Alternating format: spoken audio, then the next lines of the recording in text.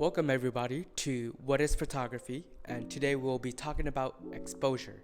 Last time we talked about the concept of aperture. If you're new here, here's a recap.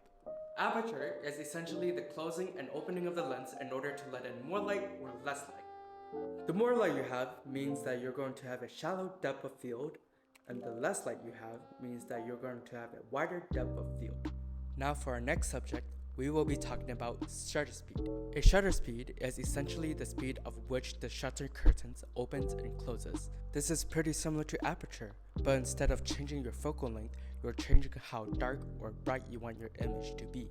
These speeds usually ranges from 1 second to 1,000th of a second, and you have this thing called bulb mode, which is usually used for long exposure photography, which you control the shutter curtains manually. So here's the thing to remember: the faster your shutter speed means that the darker image you will have, and the slower your shutter speed means the brighter image you will have.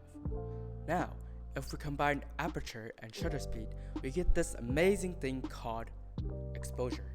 We have three ways on exposing an image. You have overexposed, which is a brighter image; correctly exposed, which is an image that is similar to how we see things in reality; and you have underexposed, which is a darker image, usually due to less light.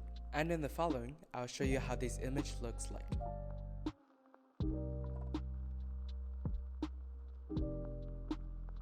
Thank you so much for watching my video. I'll see you next time as we learn about Sunny 16 and ISO.